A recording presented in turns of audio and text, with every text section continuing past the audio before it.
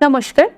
আজকে আমি আলোচনা করব আপনার মধ্যে প্রেগন্যান্সির সবকটি লক্ষণ থাকা সত্ত্বেও কেন প্রেগন্যান্সি কিটে যখন আপনি টেস্ট করছেন রেজাল্ট নেগেটিভ আসছে। কোন পরিস্থিতিতে থাকলে প্রেগনেন্ট হওয়া সত্ত্বেও রেজাল্ট নেগেটিভ আসে, কোন ভুলের জন্য হয়, এই নিয়ে আজকে আমার মূলত আলোচনা। আমি আমার যে ভিডিওগুলোতে আপনারা কম বেশি কমেন্ট করছেন যে আমার মধ্যে তো সব লক্ষণ রয়েছে, তারপরও কেন আমাদের সাথে এটা হচ্ছে, এটা আপনারা অনেকেই জানতে চেয়েছেন।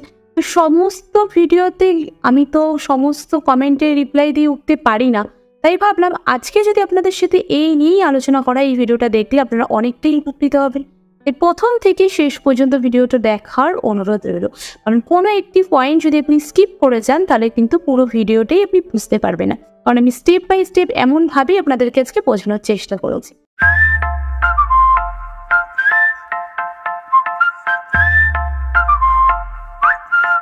চলুন ভিডিওটি শুরু করা যাক। মূল যে আলোচনায় যাব যে আপনি হয়তো সঠিক সময়ে প্রেগন্যান্সি কিটে দিয়ে আপনি টেস্ট করছেন না। সঠিক সময় বলতে কি, এবার ধরুন আপনার পিরিয়ড অনিয়মিত। আমি তো অনেক ভিডিওতে বলেছি যাদের পিরিয়ড নিয়মিত বা যাদের পিরিয়ড অনিয়মিত তাদের ওভুলেশনের ডেট কখন হবে বা কখন হওয়া উচিত, এই নিয়ে আমি এরকম অনেক ভিডিও করেছি। সেই ভিডিওগুলো চাইলে আপনি আমার চ্যানেলে গিয়ে দেখতে পারেন। এবার আমি আপনাদের সাথে যে আলোচনা করবো, আপনাদের যে প্রথম যে ভুল, আপনাদের সঠিক সময় প্রেগন্যান্সি টেস্ট না করা। সঠিক সময় বলতে আমরা কোন সময়টাকে বলবো, হয়তো আপনি ভাবছেন যে আমার ওভুলেশন এমন সময় হচ্ছে যে ডেটগুলোতে আপনি ধরছেন, নিজে ভাবছেন এই সময় যদি মিলন করি তাহলে আমি কনসিভ করতে পারবো। নিজের ভাবনার উপর ভিত্তি করে আপনি প্রেগন্যান্সি টেস্ট করছেন, তারপরে গিয়ে দেখছেন রেজাল্ট নেগেটিভ আসছে। এটা কেন হচ্ছে? হ্যাঁ, এটা নিয়ে আমি এখন ডিটেলস আপনাদেরকে বোঝাই। আপনি যেই ডেটটা আপনার ওভুলেশন সময় ভেবে আসছেন সেটা হয়তো না হতে পারে, কারণ আপনার পিরিয়ড কি অনিয়মিত। অনিয়মিত হলে কিন্তু আপনার ওভুলেশনও অনিয়মিত হবে। আপনি যেই সম্ভাব্য ডেট ভাবছেন সেই সময় আপনার ওভুলেশন নাও হতে পারে।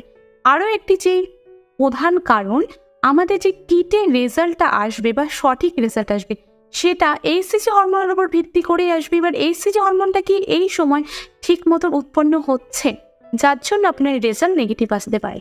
তার জন্য আমরা বলে থাকি সঠিক সময় আপনি টেস্ট করুন। দ্বিতীয়ত যে ভুলটা আপনি করে থাকেন, পিরিয়ড মিস হওয়ার আগেই আপনি লক্ষণ দেখিয়ে আপনি বুঝে যান যে আমি মা হতে চলেছি, আমি এখনই আমার জানা উচিত যে আমি কি কনসিভ করলাম এই মাসে। এই নিয়ে আপনি খুব উদ্বিগ্ন হয়ে যাচ্ছেন। পিরিয়ড মিস হওয়ার 2 থেকে 3 দিন আগে আপনি টেস্ট করে ফেলছেন, তাহলে কি আপনার রেজাল্ট পজিটিভ আসবে? একদমই না, এই ক্ষেত্রে আপনার রেজাল্ট নেগেটিভ আসবে। এবার যেটা আপনাদেরকে আরও যেটা জানতে হবে, ওভার ডিহাইড্রেশন। আপনি পর্যাপ্ত পরিমাণের থেকেও বেশি পরিমাণে জল খেয়ে নিচ্ছেন, এর জন্য এইচসিজি হরমোনের যে ঘনত্বটা সেটা ঠিক টাইমে ব্যালেন্স থাকছে না, বা কিটে যেই এইচসিজি হরমোনের মাত্রাটা যেই পরিমাণে থাকা উচিত তার থেকে যদি তরল হয়ে যায় বা তার থেকে যদি কমে আসে, তাহলে কিন্তু আপনার রেজাল্ট সঠিক আসবে না। আসলে কম জল খাবেন একদমই না, আপনাকে দিনের বেলায় আপনি পর্যাপ্ত পরিমাণে জল খাবেন, চেষ্টা করবেন রাতের বেলায় একটু কম জল পান করতে। কারণ আমরা যেহেতু মর্নিংয়ের ইউরিনটা নিয়েই টেস্ট করতে বলি, তার জন্য যদি আপনি রাতে একটু কম জল খান, এইচসিজি হরমোনের মাত্রাটাও ঠিকঠাকভাবে থাকবে। যখন আপনি টেস্ট করবেন ভাবছেন, চেষ্টা করবেন কয়েকদিন একটু রাতে পর্যাপ্ত পরিমাণের থেকে একটু কম জল খাওয়ার। এবার যেটা বলবো, তৃতীয় যেই পয়েন্টটা নিয়ে আমি আলোচনা করবো, আপনি বেশ অনেকদিন হয়েছে পিরিয়ড মিস করেছেন, তারপরও আপনার মাসিক হচ্ছে না। এই সময় আপনি ভাবছেন যে আমি কি কনসিভ করলাম। এবার কিটেও আপনার 2টো দাগ আসছে না, একটা দাগ আসছে। এ নিয়ে খুব চিন্তিত হয়ে পড়ছে, এটা কেন হচ্ছে। হয়তো 2টো দাগের মধ্যে একটা দাগ হালকা, একটা দাগ গাঢ় আসছে। এর কারণ কি? বেশ কতবার আপনি টেস্ট করে ফেলছেন, তারপরও দেখছেন একই। আপনি তখন দেরি না করে অবশ্যই ভালো একজন গাইনোকোলজিস্টের পরামর্শ নেবেন, কারণ কিট দেখে তো বোঝা যায় না ভ্রূণটা ঠিক কোন পজিশনে আছে, সেটা কি সেফ রয়েছে, বা আপনার কি প্রেগনেন্সিটা স্টে নাও করতে পারে। তার জন্য আপনাকে যত তাড়াতাড়ি সম্ভব একটা ডাক্তারের পরামর্শ নেওয়া উচিত বা ডাক্তারের শরণাপন্ন হওয়া উচিত। কারণ পরামর্শ দেবেন, ইউজি করালেই আপনি বুঝতে পারবেন আপনার যে ভ্রূণটা এটা কোন পজিশনে রয়েছে। এটা দেখে আপনি খুব নিশ্চিত হয়ে যেতে পারেন যে আপনি কি প্রেগনেন্ট নাকি আপনি প্রেগনেন্ট না, বা প্রেগনেন্ট হলেও বেবিটা ঠিক বা ভ্রূণটা ঠিক কোন পজিশনে রয়েছে। এবার যেটা নিয়ে আলোচনা করব, অনেককে যেই ভুলটা করে থাকেন, চতুর্থ যেই ভুলটা, সেটা হলো আপনি ইউরিনটা সকালে স্টোর করেছেন। এবার আপনি ভাবছেন দিনের কোনো একটা নির্দিষ্ট সময় ফাঁকা সময় বসে আপনি সেটা দিয়ে টেস্ট করবেন, তাহলে কি রেজাল্ট সঠিক আসবে। এবার ইউরিনটা যেই জারে রাখছেন, হয়তো যে হরমোনগুলো মর্নিংয়ে ঠিকঠাকভাবে ছিল সেটা থিতিয়ে যাচ্ছে, বা হরমোনগুলো ধরুন আপনি কোনো ডপার দিয়ে নিচ্ছেন, এবার যেই জায়গা থেকে ডপার দিয়ে নিচ্ছেন সেই জায়গায় হয়তো এইচসিজির মাত্রাটা ঠিকভাবে নেই, তাহলে কি আপনার রেজাল্ট সঠিক আসবে? না, একদমই এইভাবে করলে হবে না। চেষ্টা করবেন যখন আপনি ইউরিনটা ধরে রাখছেন বা স্টোর করছেন, সঙ্গে সঙ্গেই আপনি টেস্টটা করে নেওয়ার। এই ক্ষেত্রে কিন্তু আপনি সঠিক রেজাল্ট পাবেন। আরও যে ভুলগুলো করে থাকছেন আপনারা, এমন কোনো জারে রাখছেন যেখানে হয়তো আগে কোনো সাবান এরকম জাতীয় কিছু ছিল, সেই বোতলে যদি রাখেন তাহলে কিন্তু এখানে হরমোনের ব্যালেন্স ঠিকঠাক নাও থাকতে পারে। আরও যে জিনিসগুলো আপনাদের দেখে নেওয়া জরুরি সেটা যে কিটের যে প্যাকেটের যে ডেটটা রয়েছে সেটা কি এক্সপায়ার হয়ে গেছে নাকি এখনও ঠিকঠাক রয়েছে, বা কিটে যখন টেস্ট করছেন কোনো দাগই আসছে না, এই ক্ষেত্রে কিন্তু আপনার কিটটা ঠিকঠাক নেই। আপনার সবার আগে কিটটা যে ঠিকঠাক আছে সেটা আপনাকে নিশ্চিত হতে হবে। আর সেখানে ড্রপ দিতে হবে, ড্রপ দিয়ে টেস্ট করতে হবে, সেটা প্যাকেটের গায়ে সুন্দরভাবে লেখা আছে। বা আপনি যদি তাও না বুঝতে পারেন, আমি এরই ডিটেলস একটা খুব সুন্দর ভিডিও করেছি যে আপনার কিভাবে কখন প্রেগনেন্সি টেস্ট করা উচিত, তারই যে ভিডিও লিঙ্কই আমি ডিসক্রিপশন বক্সে দিয়ে দেবো। আপনি এই ভিডিওটা দেখলে অনেকটাই উপকৃত হবেন। এবার যেটা বলবো, সময়ের পরে প্রেগনেন্সি টেস্ট করা। আপনি হয়তো এদিকে খেয়ালই রাখেননি যে আপনি কবে থেকে পিরিয়ড মিস করেছেন, এইভাবে করতে গিয়ে আপনি 2-3 মাস অলরেডি আপনি লেট হয়ে গেছেন, তারপরে আপনি প্রেগনেন্সি টেস্ট করছেন। এবার যেই সময় যেই হরমোনগুলো ঠিকঠাকভাবে ব্যালেন্স ওঠানামা করা উচিত তার থেকে হয়তো বেশি হয়ে গেছে। যেমন ধরুন না, এইচসিজি হরমোনের মাত্রাটা 5 থেকে 10 থাকা উচিত, সেটা 20 থেকে 25 হয়ে গেছে। এবার যে কিটে আপনি টেস্ট করবেন সেই লেভেলটা হয়তো সঠিকভাবে নেওয়ার ক্ষমতা নেই, এই জন্য কিন্তু আপনার রেজাল্ট সঠিক নাও আসতে পারে।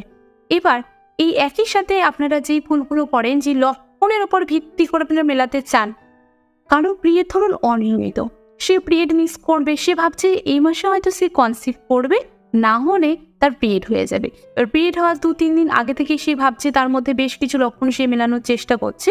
ধরুন তার পেটে, তলপেটের দিকে হালকা স্ক্রাবিং বা হালকা ব্যথা সে অনুভব করছে, বা বেস্টে হালকা ব্যথা অনুভব করছে।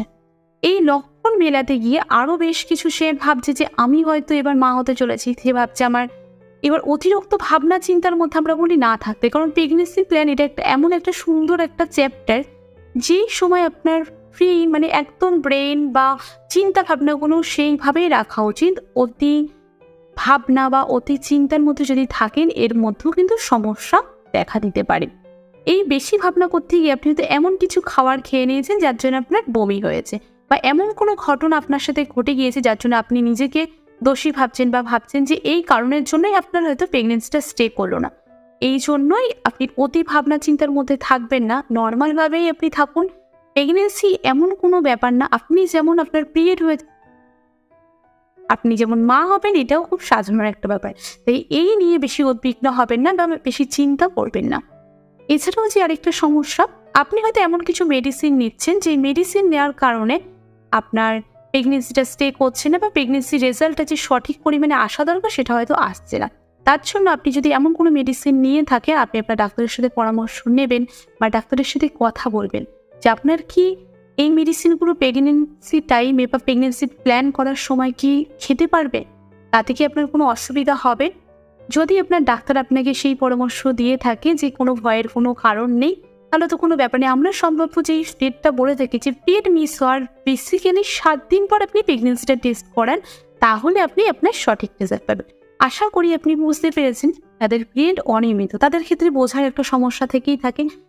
পিরিয়ড অনিয়মিত কাকে বলবো? 2 থেকে 3 দিন যদি আগিয়ে যাবে পিছিয়ে, যেটা একটা স্বাভাবিক ব্যাপার, এটা অনিয়মিত বা নিয়মিতর কোনো দিকেই আমরা ধরি না। কারণ পিরিয়ড যদি অনিয়মিত হয়ে থাকে সেক্ষেত্রে হরমোনাল কিছু ইনব্যালেন্স হয়ে থাকে, আর আপনি যদি মা হয়ে থাকেন সেই ক্ষেত্রেও কিন্তু হরমোনাল নানা রকম চেঞ্জেস আসতে থাকে। সেম কিছু চেঞ্জ থাকে যেই নিয়ে আপনি খুবই মাথা ধরা, বা অনেকের দেখা যায় যে পেটে বা মাজার দিকটা একটু ব্যথা হচ্ছে, এই নিয়ে সে ভাবছে আমি হয়তো কনসিভ করতে চলেছি, যার জন্য আমার এই সিমটমগুলো দেখা দিচ্ছে। এমন কিছু হরমোন আছে যেগুলো সেম আমরা প্রেগনেন্সি টাইমেও যেরকম একটা ফিল করব, বা পিরিয়ড হয়ে যাওয়ার আগেও বেশ কিছু ফিল করব। হোয়াইট ডিসচার্জ দেখো আমরা বুঝতে পারি। এই নিয়ে আমি বিস্তারিত আমার চ্যানেলে আমি অনেক ভিডিও আপনাদের সাথে আমি শেয়ার করেছি, আপনারা সেই ভিডিওগুলো দেখে আসুন। দেখে আসার পর যদি এই ভিডিওটা দেখেন আপনার কোন ভুলের জন্য হচ্ছে, তাহলে আপনি খুব সহজেই বুঝতে পারবেন। তাই আজকের ভিডিওটা আপনাদের কাছে অতি গুরুত্বপূর্ণ হতে চলেছে। যারা এই ভিডিওটা নিয়ে আরও জানতে চাইছেন তারা ডিটেলসে আমাকে কমেন্ট করবেন, আমি কমেন্ট বক্সে তাদের আরও কোশ্চেন থাকলে আমি তার রিপ্লাই দেবো।